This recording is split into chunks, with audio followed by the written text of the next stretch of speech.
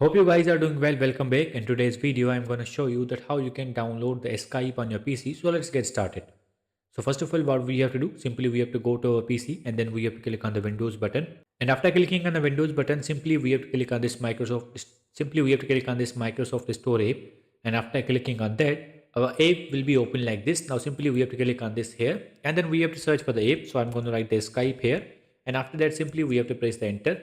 And after pressing enter, as you can see, now all the apps are here. We have to click on the this one here. So as you can see, I have already installed it. So after, if you haven't installed this, so simply you will get the get or install button here. So you have to click on that and the app will be downloaded and installed in your device.